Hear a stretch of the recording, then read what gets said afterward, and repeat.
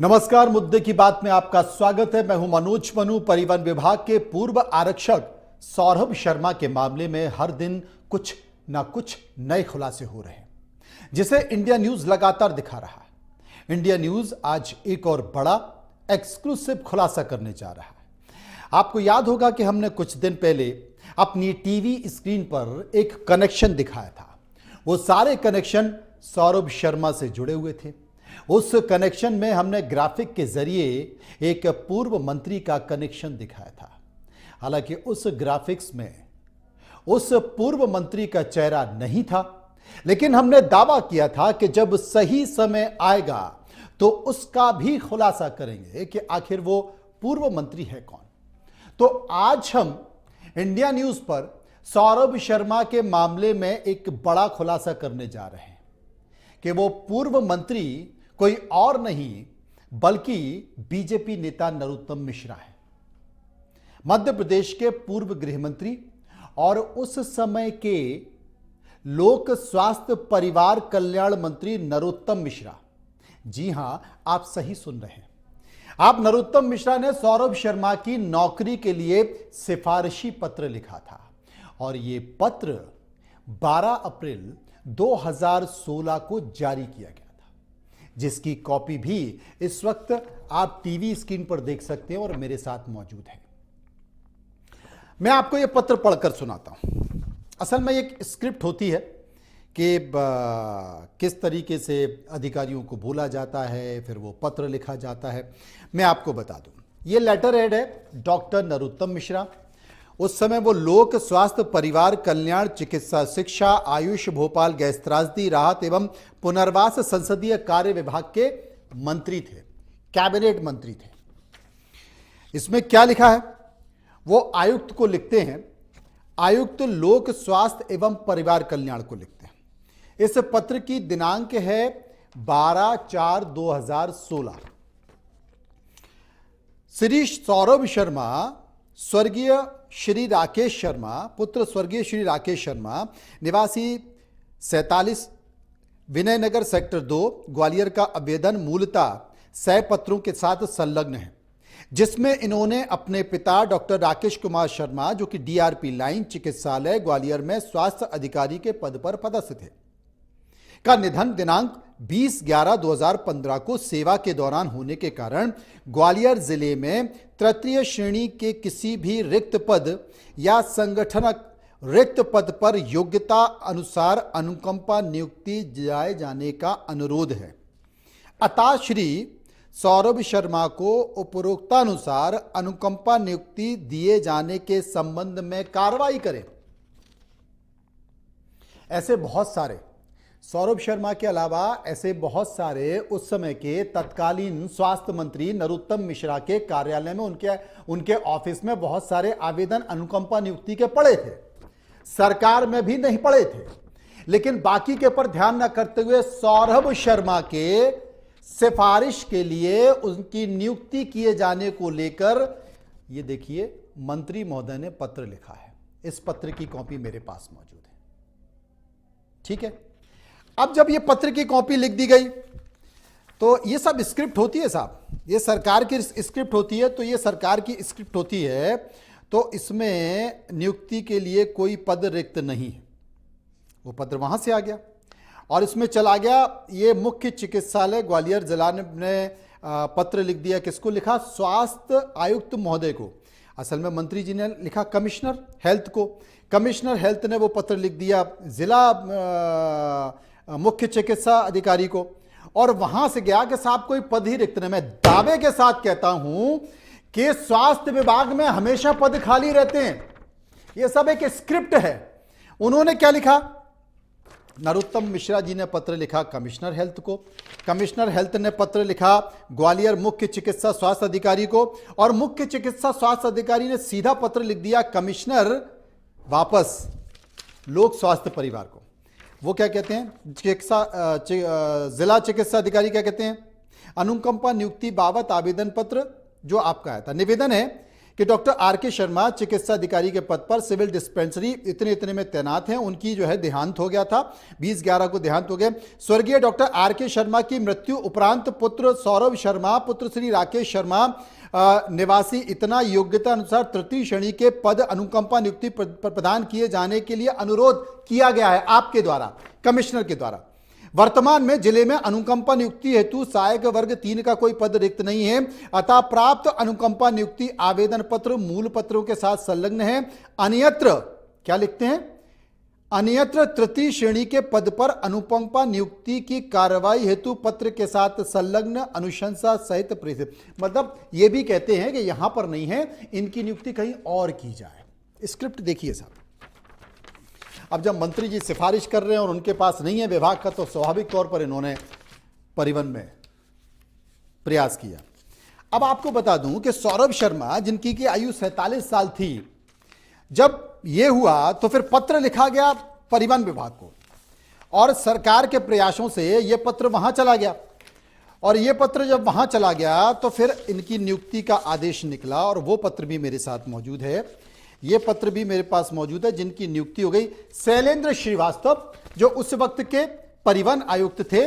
उन्होंने उनकी नियुक्ति के आदेश जारी कर दिए। ये 29/10/2016 को उनकी नियुक्ति के आदेश जारी कर दिए, और ये बाकायदा उनका लेटर है शैलेंद्र श्रीवास्तव का। लेकिन जब सारी प्रक्रिया हो गई, फाइल पहुंच गई कमिश्नर साहब के पास और तमाम फोन हो गए, राजनीतिक दबाव हो गया, बड़े बड़े लोग लगे हुए, तो नियुक्ति होनी थी। और ये साफ तौर पर उन्होंने नियुक्ति कर दी। 5200 20,200 के ग्रेड पर यह नियुक्ति हो गई। परिवहन आरक्षक पर 2 वर्ष की परीक्षा अवधि पर अस्थायी रूप से प्रदाय की जाकर परिवहन आयुक्त कार्यालय ग्वालियर में मध्य प्रदेश में अस्थायी तौर पर आगामी आदेश तक पदस्थ कर दिया गया। उसके बाद ये चलते रहे। लेकिन गौर करने वाली बात है, देखिए आप, मैं बता रहा हूं, मंत्री जी का पत्र है, सीएमओ को पत्र है, नियुक्ति प्रक्रिया है, लेकिन गौर करने वाली बात है कि जितने भी एफिडेविट लगे हैं, ये सारे एफिडेविट गलत है।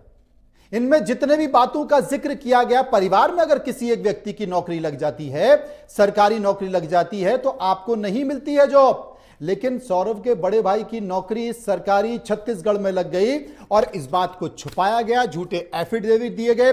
सौरभ ने भी दिया, उमा शर्मा जी ने भी दिया, और खुद रायपुर में जो सौरभ के बड़े भाई है, उन्होंने भी इस तथ्य को छुपाया कि वो सरकारी नौकरी पर लग चुके हैं। ये आपके सामने ये तमाम वो एफिडेविट दिखाई दे रहे हैं, जिनको मैं दिखा रहा हूं आपको।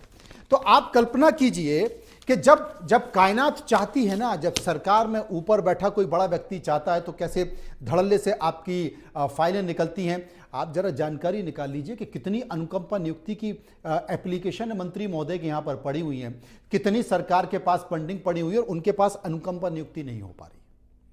लेकिन मध्य प्रदेश के सबसे मालदार डिपार्टमेंट में, स्वास्थ्य विभाग छोड़िए, स्वास्थ्य विभाग में हमेशा पद खाली पड़े रहते हैं, लेकिन बोला गया कि लिख के दो कि हमारे पास पद नहीं। वो भी मैं खुलासे करूंगा, पेपर निकालकर वो भी खुलासे करूंगा कि उस वक्त कितने पद थे। और उसके बाद मैं आपको बता रहा हूं कि जो ट्रांसपोर्ट डिपार्टमेंट में, परिवहन विभाग में नौकरी लगी एक वरिष्ठ अधिकारी ने बताया कि साहब, मुझे जिन शब्दों का प्रयोग झेलना पड़ा राजनेताओं के द्वारा कि इनकी नौकरी आप क्यों नहीं लगाते हैं, आपको लगानी पड़ेगी, उन शब्दों का प्रयोग किया गया। यह बेसिकली सिफारिशी पत्र है। कितने लोगों के लिए सिफारिशी पत्र लिखे गए आप समझ चुके होंगे ना। इसके पूर्व मंत्री का मैंने आपको कनेक्शन बताया था, 2 कनेक्शन का खुलासा और करूंगा मैं, जो कि वर्तमान में मंत्री, उनका भी हाथ सौरभ शर्मा की इस नियुक्ति में। ये तमाम तरह की स्थिति जो मैं आपको बता रहा हूं, और जिसका मैं जिक्र कर रहा था कि शैलेंद्र श्रीवास्तव ने सौरभ शर्मा की नियुक्ति का पत्र 29 अक्टूबर, जिसका मैं जिक्र कर रहा हूं, ये 29 अक्टूबर का है, 29/10 का 2016 को जारी किया था पत्र, जिसमें सौरभ को अस्थायी तौर पर 2 वर्ष के लिए नियुक्त किया गया। ऐसे में सवाल यह है कि जब सौरभ की नियुक्ति 2 वर्ष के लिए अस्थायी थी, तो वो विभाग में 7 साल तक कैसे रहा? यह प्रयास क्यों नहीं हुआ? बहुत सारी शर्तें भी थी कि आपको कंप्यूटर एग्जाम पास करना होगा, आपको वो तमाम सारी चीजें हैं, वो कुछ नहीं किया गया। ये जो सबसे बड़ी बात है ना, कि अगर सरकार में आपका किसी के ऊपर हाथ है, नरोत्तम मिश्रा भी ग्वालियर से ताल्लुक रखते हैं, सौरभ शर्मा भी ग्वालियर से ताल्लुक रखते हैं, नरोत्तम मिश्रा ने ये क्यों की, और इसके एवज में जो हुआ परिवहन की बहुत सारे चेक पोस्ट, जिनकी करीब 23 चेक पोस्ट की जिम्मेदारी किसके पास थी? सौरभ शर्मा के पास। उनमें से 2 चेक पोस्ट हैं, एक चिरूला जो दतिया में आता है और एक और चेक पोस्ट है। उन दोनों की जानकारी और उन दोनों के बारे में जो सनसनीखेज है वो जानकारी भी मैं आपको दूंगा कि नौकरियां कैसे लगती हैं, उसके बाद फिर लोग एहसान कैसे चुकाते हैं, वो तमाम सारी चीज़ें आपको बताऊंगा। चेतन सेठ हमारे संवाददाता भोपाल से इस वक्त मौजूद हैं हमारे साथ। चेतन, सौरभ के मामले में बहुत गंभीर खुलासे कर चुकी हैं जांच एजेंसियां, बहुत सारी कुछ चूक भी हुई हैं। जितनी तत्परता, किसी को पता नहीं था कि सौरभ शर्मा के पास इतना बड़ा कुबेर का खजाना निकलेगा, लेकिन सौरभ शर्मा के पास बहुत सनसनीखेज जानकारियां निकल कर आई हैं।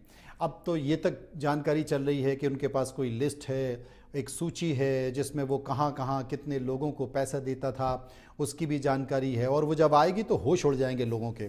क्या क्या और कुछ क्या हो रहा है? आखिर कब सौरभ शर्मा को पूछताछ के लिए एजेंसी बुलाएंगी, कब लोकायुक्त तो बुलाएगा, कब पूछताछ होगी, कब खुलासे होंगे, क्या जानकारी मिल रही? क्योंकि ये ऐसा विषय है, डबल इंजन की सरकार है। देश के प्रधानमंत्री नरेंद्र मोदी, मध्य प्रदेश के मुख्यमंत्री डॉक्टर मोहन यादव दोनों प्रतिबद्ध हैं भ्रष्टाचार के खात्मे को लेकर, और उन्हीं के रहते यह कार्रवाई हुई है। विपक्ष हमेशा यह आरोप लगाता रहा है कि साहब बीजेपी शासित राज्यों में भ्रष्टाचार के खिलाफ कार्रवाई नहीं होती, वहां तो जांच एजेंसियां जाती नहीं है। देखिए, लेकिन लोकायुक्त ने भी कार्रवाई की, ईडी ने भी कार्रवाई की, इनकम टैक्स ने भी कार्रवाई की। यानी कि डबल इंजन की सरकार में दोनों एजेंसियों ने भ्रष्टाचार पर कड़ा प्रहार किया है। लेकिन अब सौरभ शर्मा कहां है? सौरभ शर्मा से पूछताछ कब होगी, क्या जानकारी?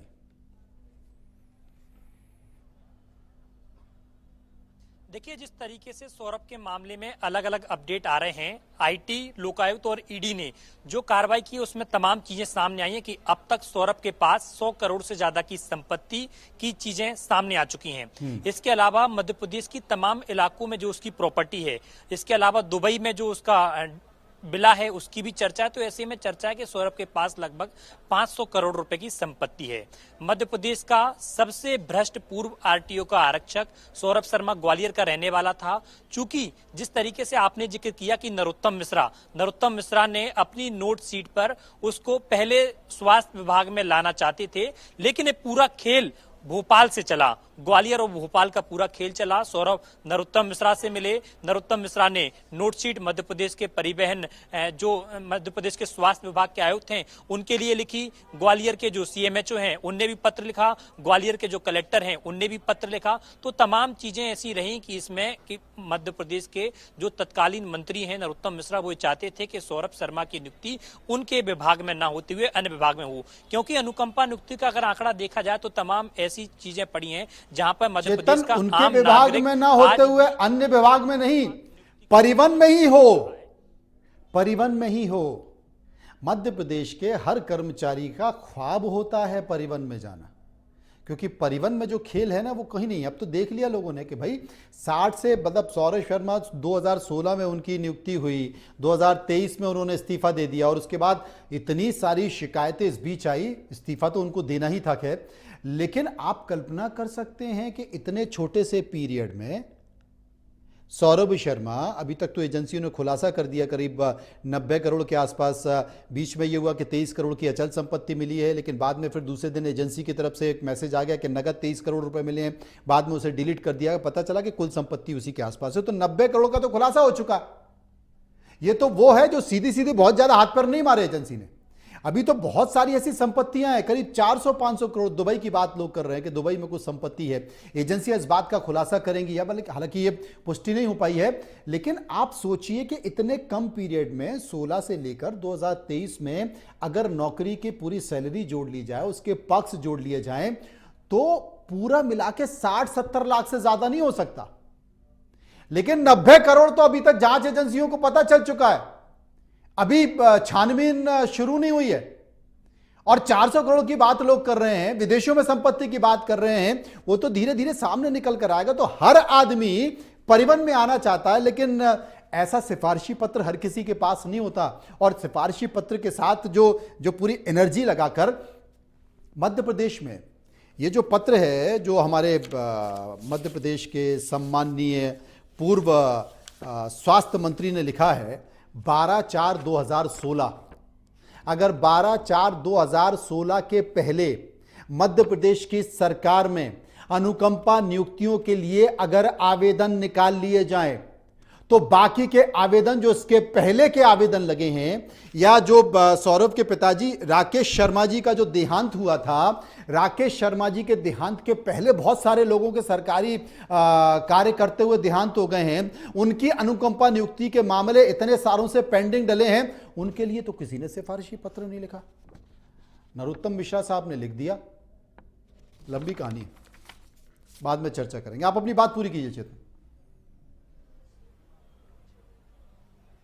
देखिए, बिल्कुल सोची समझी प्लानिंग थी, क्योंकि स्वास्थ्य विभाग को मध्य प्रदेश के नरोत्तम मिश्रा ने पत्र लिखा, फिर ग्वालियर सीएमएचओ ने पत्र लिखा, कलेक्टर ने पत्र लिखा, और जब विभाग के द्वारा बताया गया कि विभाग में अनुकंपा नियुक्ति के लिए कोई जगह नहीं है, जबकि उस कार्यकाल में कई और नियुक्तियां हुई हैं, ये भी खबर सामने आ रही है। लेकिन सौरभ को लेकर एक सोची समझी प्लानिंग बनाई गई। जो तत्कालीन आईपीएस शैलेंद्र श्रीवास्तव थे, उनको भी पत्र लिखा गया और उनको फोन भी लगाया गया। खबर ये भी आ रही है कि एक मंत्री ने उनसे अपशब्द भाषा का प्रयोग भी किया कि उनको नियुक्त करना ही करना है, परिवहन विभाग में नियुक्त करना है, और परिवहन विभाग में नियुक्त करने के साथ साथ एक प्रक्रिया होती है कि लगभग 3 साल उसको कार्यालय में तैनात रहना होता है, उसके बाद ही चेक पोस्ट पर उसकी भेजा जाता है। लेकिन वहां पर कार्यालय में न तैनात करते हुए उसको लगभग 6 महीने के अंदर अलग अलग जो जिले के चेक पोस्ट हैं वहां पर भेज दिया गया, और वहीं से पूरा रैकेट का एक्सेस उसके हाथ में आ गया। मंत्री से अच्छी पकड़ थी। उसके बाद नरोत्तम मिश्रा जाने के बाद मध्य प्रदेश में दूसरे मंत्री आए, तो दूसरे मंत्रियों से उसकी सेटिंग अच्छी हो गई, कमीशन का खेल पूरा सेट हो गया, और पूरा रैकेट उसने पूरे मध्य प्रदेश में फैला लिया। खबर है कि मध्य प्रदेश के 25 से ज्यादा जो चेक पोस्ट हैं, उन चेक पोस्ट का ठेका इसी के पास था, और अलग अलग इलाकों से, क्योंकि पहले से भी लंबे समय से खबरें चलती आई हैं कि चेक पोस्टों पर अवैध वसूली हो रही है। प्रधानमंत्री मोदी को भी शिकायत हुई, मध्य प्रदेश में तत्कालीन मुख्यमंत्री शिवराज सिंह चौहान से भी बार बार शिकायत की गई, लेकिन चेक पोस्ट की जो वसूली है उसका खेल बंद नहीं किया। क्योंकि खेल बंद इसलिए नहीं किया क्योंकि तमाम राजनेताओं के पास उसका फंड जाता था, मध्य प्रदेश के तमाम परिवहन विभाग के जो अफसर हैं उनके पास उसका फंड जाता था। क्योंकि 2016 में जब उसकी नियुक्ति की गई थी तो उसमें 2 साल का जिक्र किया गया था कि 2 साल के कार्यकाल के लिए उसकी नियुक्ति की जाती है, लेकिन उसने 7 साल तक नौकरी की। कई बार शिकायतें होने के बावजूद भी परिवहन विभाग ने उस पर पूरा एक्शन नहीं लिया। सौरभ समझ चुका था कि सौरभ अब फंसने वाला है। सौरभ की ईओडब्ल्यू में या अलग अलग जो एजेंसियां हैं उनमें शिकायतें होने लगी थी। तमाम उसके पीछे कई लोग शिकायत को लेकर अलग अलग जगह शिकायत कर रहे थे।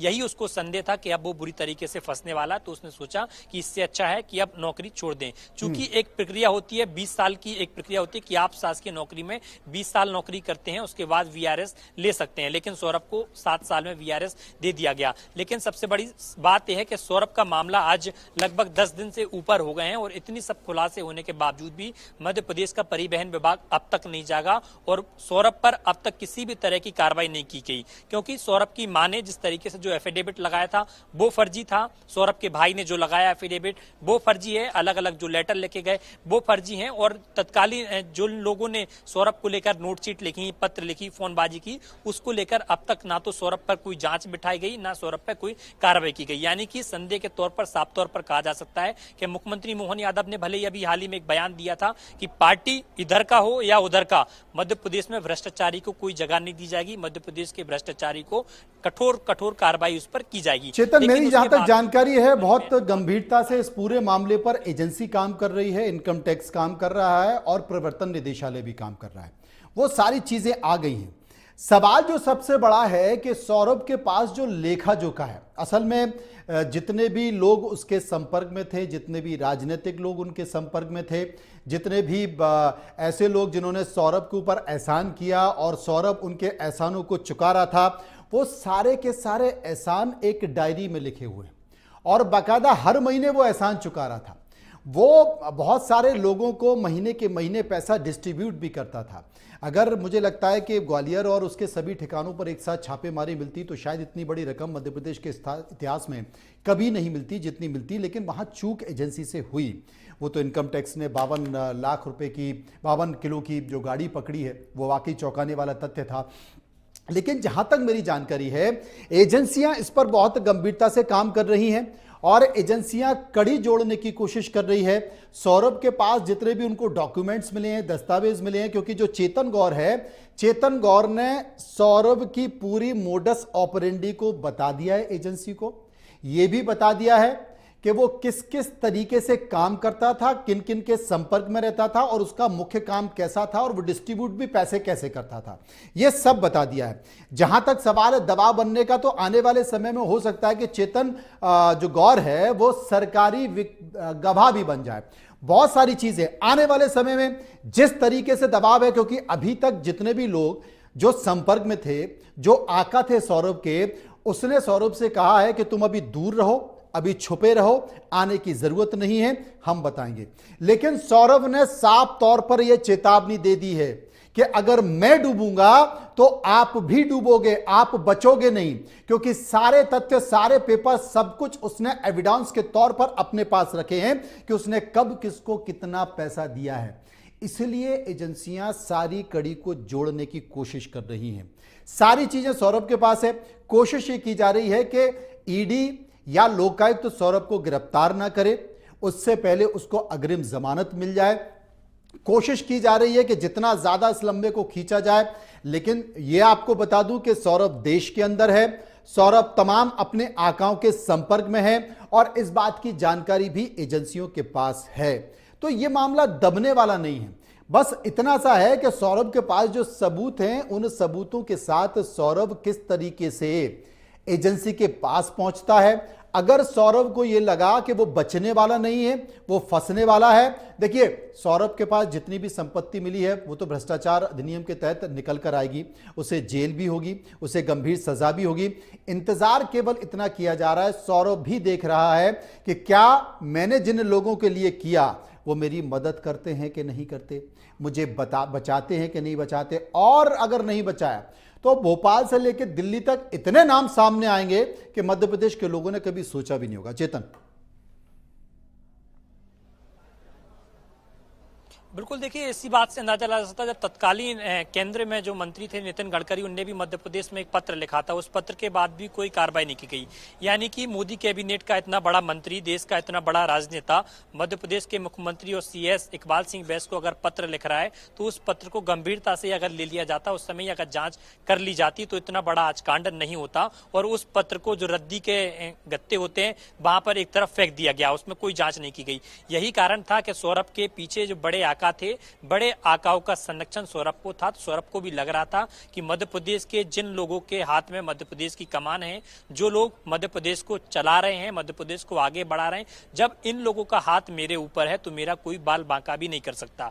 और यही कारण है कि ईओडब्ल्यू में जिस तरीके से जब शिकायत हुई थी, शिकायत में जांच हुई और जांच के बाद क्लीन चिट दे दी गई। सौरभ समझ गया था कि मुझे ईओडब्ल्यू यानी कि मध्य प्रदेश की जो एजेंसी है उससे तो मुझे अब छुटकारा मिल गया, यानी कि इन आकाओं ने मुझे बचा लिया। लेकिन उसे भनक नहीं थी कि मुझे इतनी बड़ी कंपनियां, दिल्ली की आईडी और ईडी भी आएंगी मेरे पीछे, वो जांच करेंगी। सौरभ पूरी मॉनिटरिंग देख रहा है कि उसके घटनाक्रम क्या हो रहा है, लगातार जानकारी है कि उसकी फैमिली से भी उसकी लगातार जो है बातचीत हो रही है, वो समझ रहा है, पूरी चीजों को मॉनिटरिंग कर रहा है। अपने जो तमाम जिन लोगों का संरक्षण उसको मिल रहा था, उन नेताओं से भी उसकी बातचीत हो रही है। जिस तरीके से खबरें सामने आ रही हैं कि उनका कहना है कि अभी सौरभ को सामने नहीं आना, वो लोग पूरा मामला सेटल करने में लगे हुए हैं। लेकिन जांच एजेंसियां पूरी बारीकी तरीके से अपनी जांच कर रही हैं, चाहे वो लोकायुक्त की जांच देखें, उसके बाद ईडी और आईटी की भी जांच देखें। आईटी ने भी अपना नोटिस जारी किया, ईडी ने भी लगभग 33 करोड़ रुपए की संपत्ति पकड़ी है। तो पूरी तरीके से तार से तार मिला रहे हैं। और चर्चा है कि एक डायरी भी मिली है, जिस डायरी में मध्य प्रदेश के तमाम ब्यूरोक्रेट्स, मध्य प्रदेश के तमाम राजनेता और उन मंत्रियों के भी नाम हैं जहां पर सौरभ अपना कमीशन भेजा करता था। तो पूरी रडार पर हैं जांच एजेंसियां, मॉनिटरिंग तरीके से इसकी पूरी जांच कर रही हैं, पूरी चीजों पर मॉनिटरिंग कर रही हैं। और खबर तो ये भी आ रही है कि जांच एजेंसियां जिस डायरी में जो नेता और तमाम नेता, चेतन, तमाम नेता, गोपाल भार्गव ने भी कहा है कि निश्चित तौर पर मेरी भी जानकारी में एक डायरी है, उसमें कई सारे नाम निकल कर आ रहे हैं, बाकी लोगों का नाम होगा लेकिन मेरा नाम नहीं होगा, मैं दावे के साथ कह रहा हूं। यानी कि वो बताने की कोशिश कर रहे हैं, वो इशारा कर रहे हैं कि बहुत सारे लोग थे जो परिवहन से या फिर सौरभ शर्मा से पैसे लेते थे। ऐसे ही एक और नेता आए, राघव जी, जो कि मध्य प्रदेश के पूर्व वित्त मंत्री रहे हैं, वो भी आ गए हैं। उन्होंने भी चिंता जाहिर की है। उन्होंने कहा है कि ये एक बड़ा धब्बा है बीजेपी के चाल चरित्र चेहरे पर और इस मामले पर गंभीरता से जांच आनी चाहिए और तमाम तथ्य सामने आना चाहिए। एक बार जो पूर्व वित्त मंत्री हैं राघव जी, उनके बयान को सुन लेते हैं।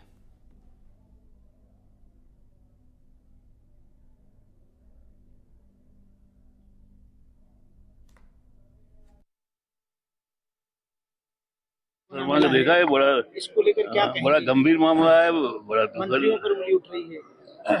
अब इसकी तो गहराई से छानबीन होना चाहिए और जो भी दोषी हो उनको बख्शना नहीं चाहिए, सर, आप वित्त क्योंकि मंत्री ये रहे हैं, बहुत बड़ा मामला है। आप वित्त मंत्री रहे हैं कि कोई एक जगह इतनी मात्रा में पैसा और सोना कैसे डंप हो सकता है? देखिए, हमारे कार्यकाल में तो कभी ऐसी घटना हुई नहीं, इतना बड़ा कोई कांड नहीं हुआ। ये पहली बार सामने आया है, लेकिन ये इनके कार्यकाल, वर्तमान मुख्यमंत्री के कार्यकाल का भी नहीं होगा। ये कुछ पहले का जमा सारा मामला होगा, लेकिन इसकी गहराई से छानबीन होने की आवश्यकता है और जो दोषी हो उनको दंडित करना चाहिए। तरह की मांग कर रहे हैं कि जो दोषी उसे दंडित किया जाना चाहिए और मुझे लगता है कि सौरभ शर्मा की नियुक्ति, जिसमें बहुत सारी कमियां दिखाई दे रही हैं, एफिडेविट कई सारे गलत लगाए गए हैं, शुरुआती दौर से ही लगातार इस पूरे मामले में की गई है। किसी ने सोचा नहीं था कि सौरभ शर्मा, जो कि सिफारिश के बल पर, सिफारिशी पत्रों के बल पर, फिर अनुकंपा नियुक्ति के बल पर, फर्जी और गलत एफिडेविट के बल पर यहाँ तक पहुँच जाएगा, वो इतना बड़ा खेल कर देगा और चंद सालों में ही वो काली कमाई का सरताज मध्य प्रदेश में बन जाएगा और केंद्र और मध्य प्रदेश की एजेंसियों की नज़र में आ जाएगा। तमाम खुलासे मैं करता रहूँगा, बहुत सारी चीज़ें अभी तो आपको बतानी है कि ये जो नियुक्ति की गई है उसमें कितने सारे और आवेदन पड़े हुए थे अनुकंपा नियुक्तियों के, पद खाली था कि नहीं खाली था, वो पेपर के साथ खुलासा करूँगा और बताऊँगा कि शुरू से ही ये मामला आखिर था क्या। बहुत बहुत शुक्रिया चेतन का। फिलहाल मुद्दे की बात में इतना ही। बाकी सारी खबरों के लिए आप चलते रहिए इंडिया न्यूज़ के साथ। मुझे दीजिए इजाज़त। नमस्कार।